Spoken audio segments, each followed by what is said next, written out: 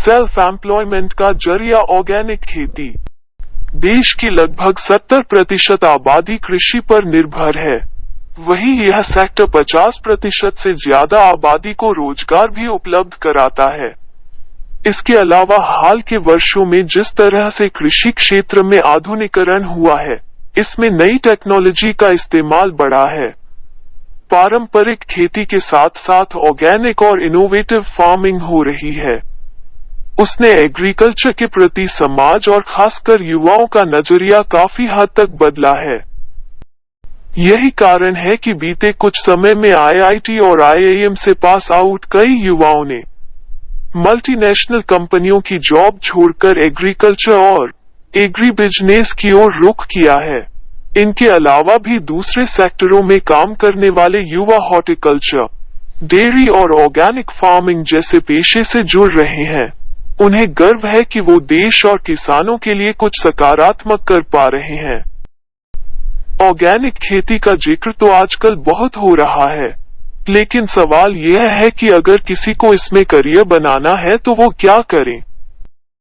गौरतलब है कि यह ऐसी खेती है जिसमें सिंथेटिक खाद, कीटनाशक आदि जैसी चीजों के बजाय तमाम ऑर्गेनिक चीजें जैसे गोबर, vermicompost, biofertilizers, crop rotation तकनीक आदि का इस्तेमाल किया जाता है। कम जमीन में कम लागत में इस तरीके से पारंपरिक खेती के मुकाबले कहीं ज्यादा उत्पादन होता है। यह तरीका फसलों में जरूरी पोषक तत्वों को संरक्षित रखता है और नुकसानदेह केमिकल से दूर रखता है।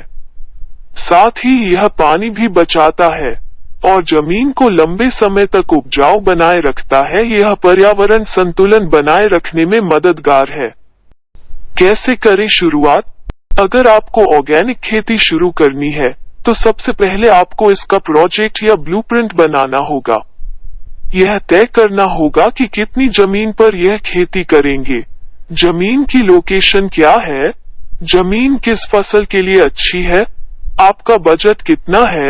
यह प्रोजेक्ट किसी भी चार्टर्ड अकाउंटेंट से बनवा सकते हैं।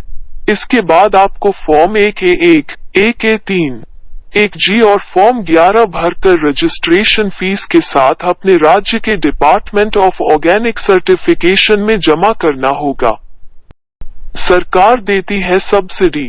कृषि वैज्ञानिक आपकी जमीन की जांच करेंगे और यह तय करेंगे कि इसकी मिट्टी किस फसल की खेती के लिए अच्छी है। इसके बाद आपका प्रोजेक्ट कृषि विभाग में पास होने के लिए भेज दिया जाएगा।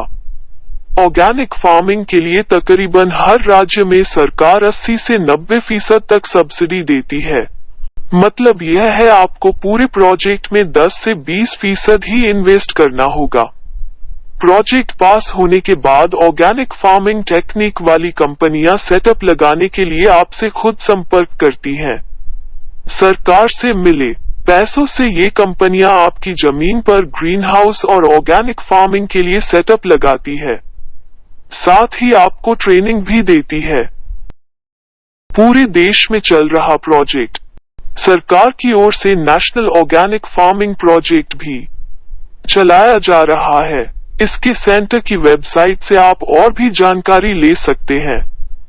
दिल्ली स्थित पूसा इंस्टीट्यूट से भी पूरी जानकारी और ट्रेनिंग ले सकते हैं। सिर्फ मानसून पर निर्भर नहीं कृषि अब पूरी तरह से मानसून पर निर्भर नहीं है। वैज्ञानिक तरीके से अगर खेती की जाए तो फसल भी अच्छी होती है और पानी भी कम लगता है। पहले जैसे सूखे के हालात अब नहीं पैदा होते। अब बारिश के पानी का स्टोरेज भी बेहतर तरीके से किया जाता है। इससे बारिश कम होने पर भी फसलों को पर्याप्त पानी मिल जाता है। एग्रीकल्चर स्वरोजगार का सबसे अच्छा साधन है। इससे अब अच्छी कमाई भी की जा सकती है। बहुत से प्रोफेशनल फार्मर्स साइंटिफिक फार्मिंग के जरिए न सिर्फ अच्छा पैसा कमा रहे हैं, बल्कि दूसरों को भी रोजगार दे रहे हैं। यही नहीं, प्राइवेट और गवर्नमेंट दोनों सेक्टरों में एग्रीकल्चर का स्कोप तेजी से बढ़ रहा है। एग्री बिजनेस भी है आकर्षक। आज के समय में जो भी कंपनी किसानों के साथ बिजनेस ट्रांजैक्शन कर रही है, फिर चाहे वो खाद्यान्न, फल, फूल से जुड़ा हो या किसी सर्विस से, उसे एग्री बिजनेस सेक्टर में शामिल किया जाता है। इसी तरह बीज, कीटनाशक, एग्रीकल्चर इक्विपमेंट की supply, agri consultancy, agro products की स्टॉकिंग, फसल का बीमा कराने या खेती के लिए लोन देने का काम भी एग्री बिजनेस के अंतर्गत आता है। एग्री प्रोडक्शन में इन्वेस्टमेंट से लेकर उसकी मार्केटिंग तक का काम एग्री बिजनेस कहलाता है। भारत का एग्रीकल्चर सेक्टर आज सिर्फ अनाजों के उत्पादन तक सीमित नहीं रह गया है, बल्कि इसमें बिजनेस के अवसर भी काफी बढ़ चुके हैं। फसलों की हार्वेस्टिंग से लेकर प्रोसेसिंग, पैकेजिंग, स्टोरेज और ट्रांसपोर्टेशन में काम करने के कई सारे मौके पैदा हुए हैं। इसके अलावा एडवांस टेक्नोलॉजी के आने से फूड प्रोसेसिंग इंडस्ट्री और फूड रिटेल सेक्टर में अनेक प्रकार के रोजगार सृजित हुए हैं। इसी तरह जो युवा एग्री बिजनेस मैनेजमेंट जैसे कोर्स करते हैं, उन्हें मल्टीनेशनल कंपनियों में अच्छे पे पैकेज पर रखा जा रहा है। इसके अलावा एग्रीकल्चर और इससे जुड़े फील्ड के क्वालिफाइड यूथ के लिए वेयरहाउस, फर्टिलाइजर, पेस्टिसाइड, सीड और रिटेल कंपनी में तमाम तरह के विकल्प सामने आ चुके हैं।